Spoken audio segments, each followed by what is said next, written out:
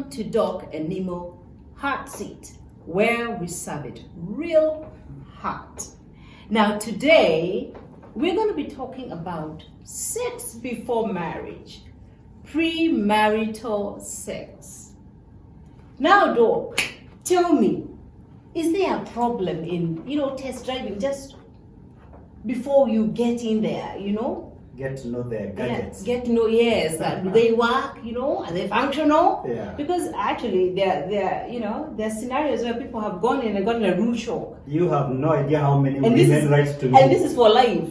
So it makes sense, don't you think? Kind of? That you'd want to know what they, You have no idea how many women email me. They want to know their balls are there. They don't want to surprises. This is a real concern from real people. I do not blame them. Yeah. The only question is this. Yes. This is not even from a biblical standpoint or a moral perspective, just from a statistical perspective. Then what size of a sample do you need to take to ascertain your size? We have about 3.8 billion men on this planet, 3.8 billion women. What sample size will you take?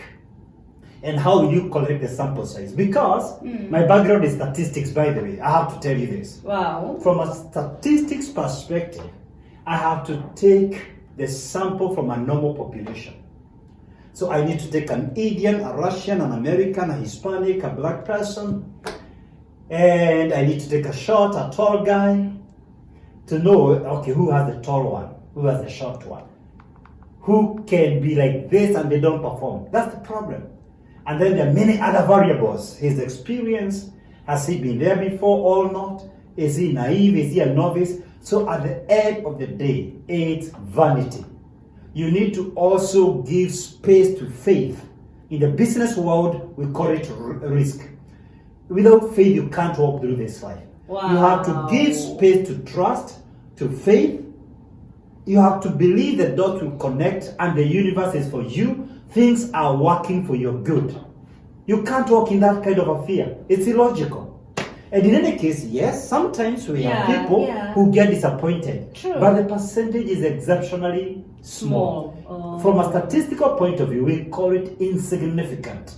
So we can't walk through this life with such fears. Because over 99% of the people on this planet are sexually alright and their organs are sexually alright. So you don't do have to not test need them. to test drive. No. It's an absolutely unnecessary fear. Really? Yeah. What about? And especially because you can't control it. Oh, okay. Is it because when you start you won't stop, or what? You can't control it, you can't eliminate it, you can't take what I would call a scientific sample to ascertain, yes, now I'm sure this is my size, this is my kind of a person, this is what I really need. You can't. And what about if you're clueless and you just want to practice? You want to know, that when going in, you go with your act. So is it wrong for the men to, just want to practice, perfect? Nemo, let me ask you, who trains the horses and the cats and the dogs? All animals mate. This thing is sealed in nature by God. You don't need anyone to train you, the art of sex. The thing is this, if people go through premarital counseling, they should be told explore each other. So once you get married, who taught Adam and Eve? Who has ever taught an elephant? Has a male elephant ever missed the gadgets? Let me tell you something, Nemo. Wow. You get into marriage, you begin to explore each other. This is like what I'll call a treasure hunt. It is so sweet when you're hunting for the treasure together. Don't preempt the meal. Make it a lifetime adventure. Okay, but okay, I'm hearing you. Yeah. But if it's gonna be this guy, the same guy you're going to marry. Yeah. Some people ask, is that a problem? After all, you're actually committed to marry this guy. So what is wrong in getting intimate as you walk together? My answer is yes and no, and here is the reason. Okay. Let me start with the no. I really want to hear the no. I'll start with the no. The no is very simple. Okay. Oh. The moment you sleep with your partner before you get married, you are simply telling them you believe in sex outside marriage. Because you have slept with them before a marriage covenant, before a marital commitment, before your marriage vows. So after you get married, the odds are higher they will still go out. And you will start blaming them for getting out of wedlock without realizing you are the mentor. You told them through your actions it's all right to have sex before covenants. So my rule is this: no husband should enjoy the privileges of a husband without first committing, without the responsibilities of a husband. No woman should enjoy the benefits of a wife, without first committing to be a wife, without the responsibilities of a wife. That's the no part. The yes part is this. This is very controversial, and some people might throw stones on me. Yes. Before God, marriage is about two people. The moment a man proposes to a woman, and the woman says yes, before God they're married. Let me explain slowly. Don't throw any stone. Don't throw any stone. This is hard bone, because the fact that we have done something for years doesn't necessarily make it right. You see, when we practice rituals for so long, we tend to take them as the gospel truth. That's not the case. Yeah. Let me give you one example in the Bible. Just one example. One. God tells Joseph through the angel Gabriel, don't fear to take your wife Mary. They were not married. All right? Yeah. He had betrothed the woman. She was betrothed, intended, proposed, but they were not yet married. They're not married. But God says, don't fear to take your girlfriend. Mary. No. Don't take to fear your fiancé. No. Wife. He said, don't fear to take your wife. He had just proposed to her. They had not gone through a wedding ceremony. Okay? And by the way, from that moment, he picked her as the wife. They were together from that moment. Here is the lesson. Although he did not sleep with her until baby Jesus was born, this was officially in heaven, the wife of Joseph. So before God, he takes our words seriously. True. So when a man proposes and the woman says yes, you are married.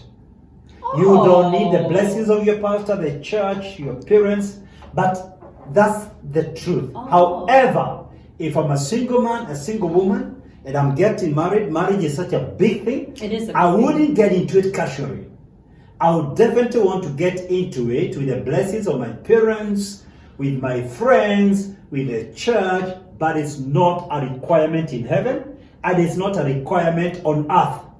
The Lord does not require you. Neither does heaven require you. That's why I said yes and no. Yes, if you have committed, this is your wife. Yeah. So in that case, you're actually married. What? Even if there were no witnesses. So you see, so I'm trying to say, if this guy has proposed and the girl says yes, it doesn't matter whether there are witnesses or not, you're married. Oh, they're married. You're married. What is not right is to engage in sex before both of you commit to be husband and wife. What I'm against is thinking there must be a wedding ceremony for you to be wife and husband. No. That's why a wedding can be as simple as two people with one witness, God. What? It is still a marriage. However, I wouldn't do it that way myself. When I was wedding Mercy, we called everyone. We called our friends, we called our parents, but I was clear even in my mind, we didn't need them. But it's okay to have them. Wow. Because they will also hold me accountable. That's true. For what I'm saying in public. And the church will hold me accountable and raise me up and build me up in my marriage, because a shared commitment is a strong commitment. If we do stuff when we are just the two of us, when this thing goes bananas, we have nowhere to run to. You know what you just said? Yeah. That is profound. A shared commitment. Is a strong commitment. Share it with someone else. If you make commitments public in the presence of other people, family, then that community holds you accountable. That's true. To the vows you made. That's true. If you're just the two of you, then if this thing goes to the dogs, then you have no one to hold you accountable. Oh my God, that is amazing. I don't know whether you've ever thought of that, but that is amazing. Yeah. I never knew about that. Now, as women, quite a lot of women are much older, right? Yeah. Single. Yeah. So when they are asked to get into intimacy with a guy, some of them tend to want to fall because to try to hold on to the guy. Yeah. What would you advise? First of all, it's wrong to sleep for his sake because you need to respect yourself. If I'm going to get into sex, it has also to be for me and for her. It's not just for her, it's not just for him. Right. You are a human being, you need to respect yourself. You need to honor yourself that you're not just doing it for him. Number two, if he was meant to be yours, he will come back to you. If he leaves you, let him go. Because if he's going to walk away because you refuse sex before marriage, even if you sleep with him, he will still walk away. A guy who wants to marry you, I'm a man, I can tell you this. Right. If a man wants to marry you, sex before marriage will not put him off. On the contrary, it will make him believe this is a girl of character, this is a girl of integrity, this is someone who respects himself. And I think this woman, if I marry her, she will not walk out of wedlock. She wants commitment. She doesn't want casual sex. That's how I'm going to interpret it as a man. So if a man pushes you to sex before marriage, right, and he walks out on you, he's not worth it. He was not worth Let it. him go. Let him go. Let me tell you, lady, don't fear a guy is gonna walk out on you. I have a message for you. There's no right age for getting married. Psalms 46:10. Be still and know he is God. The Bible says he makes all things beautiful in his time. In his time. Yay! Be still and know he is God. He knows your name, he knows your address, he knows your age. What are you panicking about? You have no idea what God has protected you from. If someone walks out on you, let him go. Sometimes it takes someone leaving you for you to know you didn't need them in the first place. Are you happy that you are listening to this talk?